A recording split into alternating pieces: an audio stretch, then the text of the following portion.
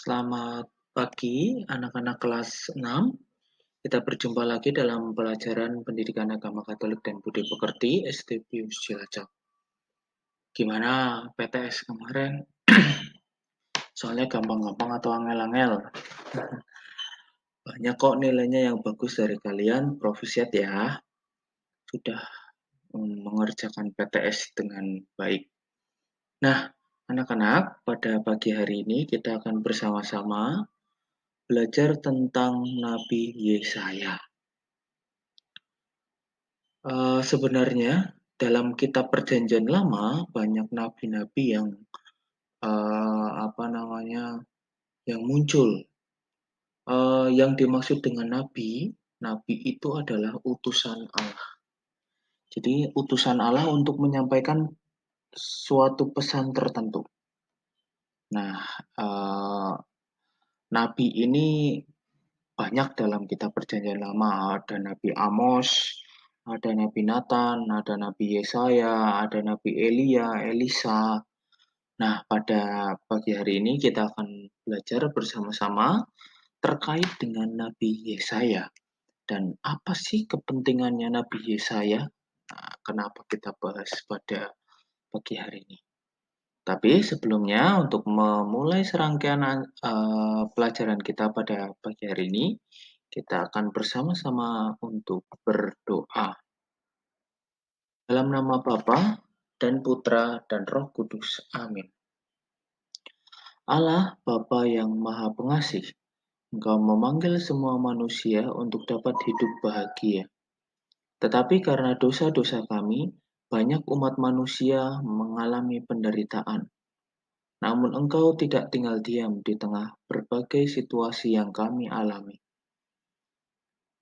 Engkau senantiasa menghadirkan para nabi yang menunjukkan dosa-dosa kami dan mengingatkan kami akan jalan yang harus ditempuh, serta memberi harapan akan masa depan yang lebih baik dengan mengutus juru selamat. Semua ini kami haturkan dengan perantaraan Kristus Tuhan kami. Amin. Dalam nama Bapa dan Putra dan Roh Kudus. Amin. Anak-anak, seperti yang tadi Pak Eri sampaikan di pengantar, kita akan bersama-sama melihat atau belajar sedikit terkait dengan Nabi Yesaya. Nah, ada yang bingung ya, kenapa ada angka nggak biasa ya, kalau yang Katolik dan Kristen mungkin juga tidak biasa. Ya, ini judulnya Pesan Nabi Yesaya, diambil dari kitab Yesaya. Ini maksud angka-angkanya Pak Eri jelaskan. Dari kitab Yesaya, pasal 8, ayat 21 sampai 23, dilanjutkan ayat pasal 9, ayat 1, 5 sampai dengan 6. Ini jadi ayatnya itu tidak langsung bruk, tapi ini diambil dari potongan-potongan kitab suci. Sudah siap anak-anak? Bagi yang punya kitab suci di rumah silahkan dibuka dan buka kitab Yesaya. Kita akan baca bareng-bareng ya.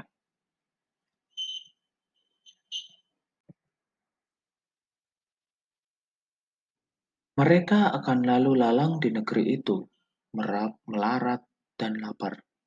Dan apabila mereka lapar, mereka akan gusar dan akan mengutuk rajanya dan Allahnya.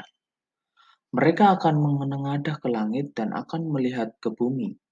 Dan sesungguhnya hanya kesesakan dan kegelapan, kesuraman yang menghimpit, dan mereka akan dibuang ke dalam kabut. Tetapi tidak selamanya yang akan ada kesuraman untuk negeri yang terhimpit itu. Kalau dahulu Tuhan merendahkan tanah Zebulon dan tanah Naftali, maka di kemudian hari Ia akan memuliakan jalan ke laut, daerah seberang sungai Yordan, wilayah bangsa-bangsa lain. Bangsa yang berjalan di dalam kegelapan telah melihat terang yang besar. Mereka yang diam di negeri kekelaman, atas terang telah bersinar. Sebab seorang anak telah lahir untuk kita, seorang putra telah diberikan untuk kita, Lambang pemerintahan ada di atas bahunya dan namanya disebutkan orang penasehat ajaib, Allah yang besar, Bapa yang kekal, Raja damai. Besar kekuasaannya dan damai sejahtera tidak akan berkesudahan di atas tahta Daud dan di dalam kerajaannya, karena ia mendasarkan dan mengokohkannya dengan keadilan dan kebenaran. Dari sekarang sampai selama-lamanya, kecemburuan Tuhan semesta alam akan melakukan hal ini. Anak-anak, kita tadi tak baca bersama-sama pesan Nabi Yesaya. Kalau dipikir-pikir, sebenarnya peran Nabi di dalam Perjanjian Lama itu sebenarnya sebagai perpanjangan tangan Tuhan atau perpanjangan tangan Allah. Tetapi Nabi ini tidak semata-mata langsung hadir, ya kan? Contoh misalnya di kota Cilacap ini tiba-tiba ada seorang nabi terus langsung menyerukan, Pak, enggak. Nabi biasanya kalau di dalam perjanjian lama itu hadir kalau bangsa itu, dan secara khusus kita bahas bangsa Israel, itu sedang di dalam permasalahan. Dan permasalahan yang paling mencolok pada waktu itu terkait dengan penyembahan berhala. Kenapa penyembahan berhala atau menyembah setan? Karena bangsa Israel merasa bahwa Allah tidak lagi mencintai bangsa Israel. Kenapa kok tidak mencintai? Karena apa yang diminta oleh bangsa Israel tidak semata-mata dikabulkan. Nah, ini akhirnya membuat orang-orang atau bangsa-bangsa Israel itu akhirnya lari meninggalkan Allah dan akhirnya mereka menyembah berhala. Bahkan pada waktu itu ceritanya bangsa Israel membuat patung lembu dari emas, pokoknya menara yang sangat tinggi, pokoknya macam-macam sebagai bentuk penyembahan mereka terhadap uh, Allah yang baru, Allah yang palsu. Nah, ini membuat Allah marah.